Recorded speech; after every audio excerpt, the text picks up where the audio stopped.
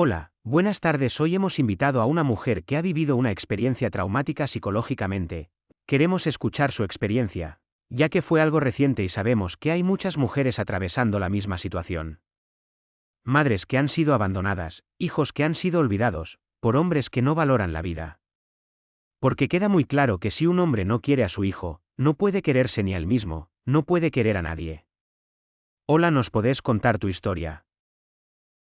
Hola, ¿cómo estás? Gracias por invitarme, gracias por querer escucharme. Es muy importante para una mujer poder hablar y ser escuchada, para poder continuar con el proceso de superación. Les cuento, en agosto del 2023 quedé embarazada de mi último hijo. Su padre y yo queríamos tener un hijo. En ese momento estábamos muy bien. Él me decía: yo quiero que vos seas la madre de mis hijos, yo quiero casarme con vos, bueno, un montón de cosas. En ese mes quedé embarazada. Desde que quedé embarazada sentía todo muy raro de parte de él, como que todo comenzó a cambiar de repente, comencé a aturdirme. Después de que confirmamos el embarazo él estaba feliz, muy emocionado. Después de unos días él tuvo que viajar, y cuando regreso de ese viaje él no me habló más, no me llamaba, no me mandaba mensajes. Era tan notorio su desinterés, yo comencé a sentirme mal, no podía creer con qué tipo de persona me había relacionado. Días después, ya en el mes de septiembre de 2023, estaba en mi casa y me llega un mensaje de WhatsApp con unos análisis. Lo abrí y eran unos análisis de una prueba de embarazo positiva de su expareja. No entiendo esa parte de que te llegó un mensaje de su expareja. ¿Nos podés explicar? ¿Conocías a esa mujer? ¿De dónde sacó tu número de teléfono? Yo no conozco a esa mujer, tampoco deseo conocerla, no sé de dónde sacó mi número de teléfono. En ese momento que ella me envió esos análisis, yo me puse muy mal, no podía creer lo que estaba viendo, no podía creer en lo que estaba pasando en mi vida, me sostuve como pude, quería morirme en ese momento. Jamás nadie me había lastimado tanto como lo hizo el padre de mi último hijo, jamás en mi vida sentí tanta violencia, quería que mi vida terminara en ese momento, no podía contenerme por momentos. Me acordaba de mis 3 hijos como para poder volver en sí y entrar en razón. Jamás sentí tanta angustia, entendí que dentro de mí estaba mi hijo, tuve que respirar y seguir viviendo como podía. Pensé en abortar, pero no tuve el coraje para hacerlo. Era mi hijo el que estaba dentro de mí. Cómo yo podía callar el corazón de mi hijo, cómo podía tener yo la decisión de si una personita pueda vivir o no.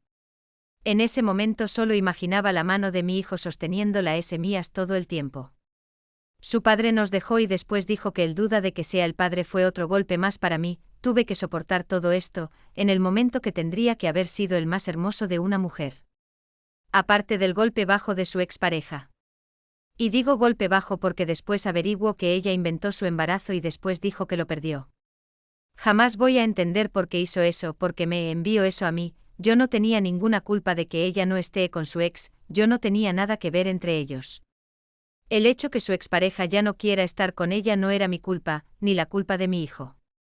Jamás voy a entender por qué tanto daño y ningunas disculpas. Después de septiembre de 2023, yo tenía que revivir a todo esto. Mi panchita crecía y mi hijo se movía cada vez más. Todos los días era levantarme y recordar todo lo que me pasó, todo lo que vi y me hicieron. Sentía como un agujero en el medio de mi cuerpo que no podía llenar con nada. Caminaba por las calles como un robot que se programaba desde que salía de casa y regresaba. Yo entendí que debía demostrar mi mejor cara enfrente del resto que me conocía. No podía permitir que me vieran derrotada. Cada vez que regresaba a mi casa era llorar todo el tiempo. Cada vez que entraba a bañarme sentía que me moría de a poco.